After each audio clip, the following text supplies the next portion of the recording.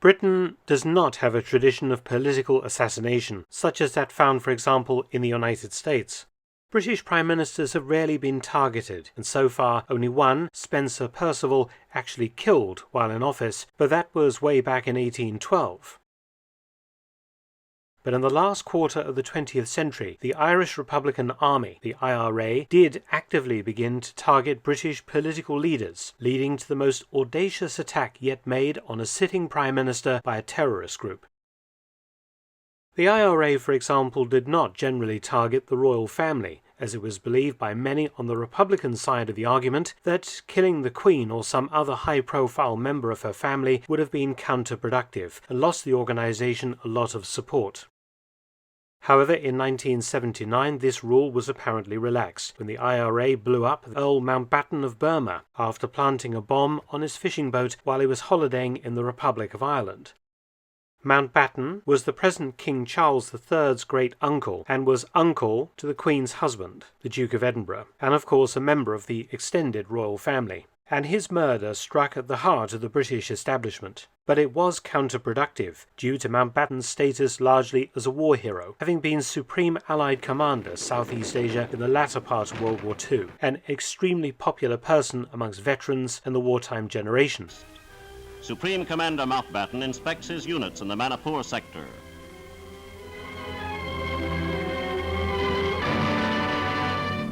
Battered enemy tanks dot this territory, just wrested from the Japanese. And many on all sides of the argument in Ireland did not believe that he deserved to die. Irish-American support for the IRA in particular, with them furnishing money for the organization, was severely affected by this act. Thereafter, the royal family was off the table. The Prime Minister at the time of Mountbatten's murder was Margaret Thatcher, who soon became the top of the IRA's list for assassination. The first attempt to kill Thatcher was made in 1984 during the Conservative Party conference in Brighton. Thatcher and her husband Dennis and many members of her government were staying at the Grand Hotel on the seafront in Brighton. The reason for targeting Thatcher personally was over her handling of the 1981 hunger strike. 10 IRA prisoners had starved themselves to death in British jails because Thatcher had resolutely refused to change the status of IRA prisoners to political prisoners from common criminals. In 1982, the IRA started serious planning for Thatcher's death. They knew where and when the Conservative Party conferences would be held for the next several years. And eventually a time bomb was planted in the hotel 3 weeks before the 1984 conference in a room on the 6th floor, the IRA believing that Thatcher would stay at the highest floor up in the hotel. This was of course during the period of the very violent miners' strikes, and the IRA believed Thatcher's security outfit were expecting trouble at the hotel from the miners and their supporters. In fact, Thatcher took a suite on the hotel's first floor, that is the second floor to our American viewers. The bomb consisted of 105 pounds or 48 kilos of gelignite fitted with a long delay timer from a videocassette recorder. The bomb exploded at 2:54 a.m. on the 12th of October 1984. The force of the explosion caused a 5-ton chimney stack to crash through several floors of the hotel, leaving a hole in the hotel's facade 30 feet deep and 15 feet wide. Thatcher herself wasn't injured, though her bathroom was completely wrecked. She had just left the bathroom when the bomb detonated, and according to experts would have been severely injured or even killed if she had been in the bathroom at the time the bomb went off. The bomb killed 5 people and injured around 34. The IRA continued to develop plans to kill Thatcher throughout the rest of the 1980s. One idea was to leave a large car bomb on a street near Downing Street, where the Prime Minister works, and remotely detonate it when Thatcher's official car passed by, basically a giant IED. But this plan was vetoed by the IRA's Army Council in Belfast, as it would likely have killed and injured many civilians, further lowering support for the IRA, because the area around the entrance to Downing Street and Horse Guards is always thick with tourists. I distinctly remember myself being taken by my parents to see 10 Downing Street in the early 1980s. We simply walked up it after passing by a policeman, there being no real barrier at the entrance. We then stood opposite the famous door on the opposite side of the road, the door itself guarded by a single armed policeman. However, in 1988, security had been beefed up, with gates being erected at the entrance to Downing Street and a police guard post established. In 1990, the IRA devised a very novel style of attack on Thatcher. Instead of trying to get her outside of Downing Street, why not strike at the seat of her government, number 10 Downing Street itself? But how? The answer lay in a weapon the IRA had developed years earlier for attacks on British military bases in Northern Ireland: the homemade mortar. The Mark X homemade mortar had entered service in 1979. It was the development of a long line of such homemade weapons. Each shell or bomb was huge, 4 feet 6 inches or 1.4 meters long, and weighed 140 pounds or 60 kilos. The explosive warhead consisted of 40 pounds or 30 kilos of Semtex plastic explosive sourced from Colonel Gaddafi in Libya.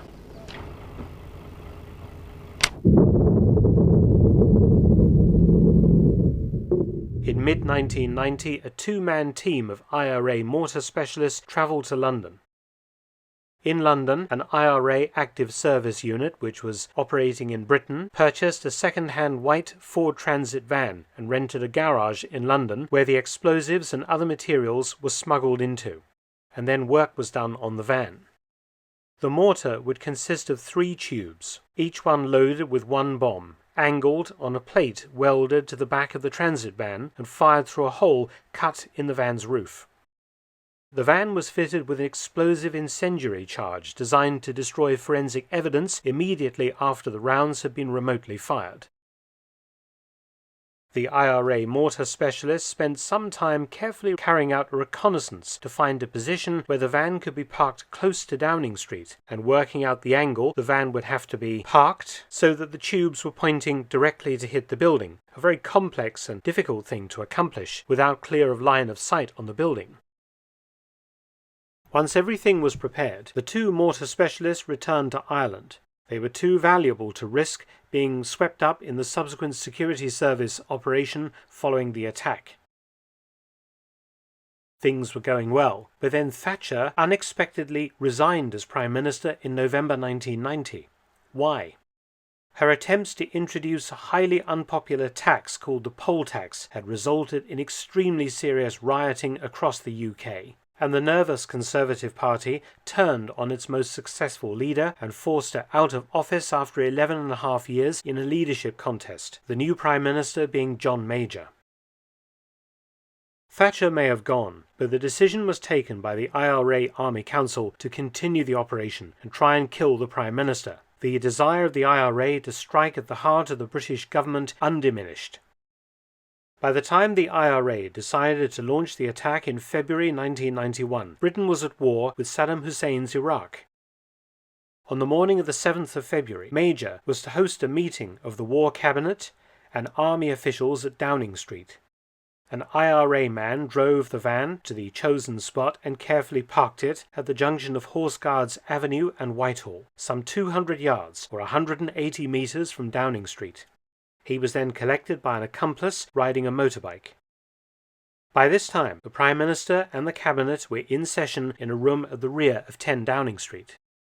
A few minutes later, at 10:08 a.m., a policeman began to approach the van, having grown suspicious of it being abandoned so close to important government buildings, when the mortars were suddenly fired in a barrage of 3 bombs, and then the van itself exploded as the incendiary device was triggered automatically. 2 of the mortar bombs sailed over 10 Downing Street and landed on Mountbatten Green, close to the statue of that earlier IRA victim. 1 failed to detonate, but the other one did, leaving a crater in the lawn several feet deep. The 3rd bomb landed in the back garden of 10 Downing Street, just 30 yards from where the Prime Minister was hosting the meeting, and detonated. The force of the explosion smashed windows and scorched the back wall of the building, leaving a crater several feet deep in the garden. When the bomb exploded, Major and the other people at the meeting ducked beneath the table for cover. Major suggested that they reconvene elsewhere, and less than 10 minutes later resumed the meeting in the Cabinet Office briefing room. Police later determined that if the third mortar bomb had struck 10 Downing Street, the Prime Minister and his cabinet would have been killed. As it was, 4 people, including 2 policemen, were injured by flying debris. Police immediately sealed off the government district and forensic experts combed the area for evidence.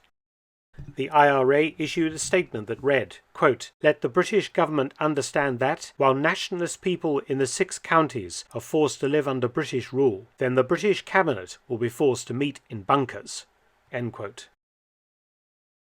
The head of the Metropolitan Police Anti-Terrorism Branch, Commander George Churchill Coleman, said that the attack was, quote, "daring, well-planned, but badly executed," end quote.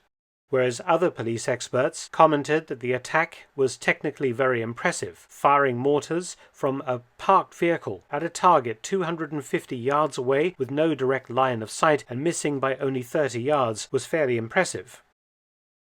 The upshot of this attack was the installation of the huge gates that now block access to Downing Street from Whitehall, and much increased security in the area around the building on both sides, including police guardhouses front and back. It did rattle the government and the police, though the IRA did not try anything like this again before the 1997 peace accords had created a ceasefire in Northern Ireland that has held until the present day. Many thanks for watching. Please subscribe and share, and also visit my audiobook channel, War Stories with Mark Felton. You can also help to support both of my channels at PayPal and Patreon. Details in the description box below.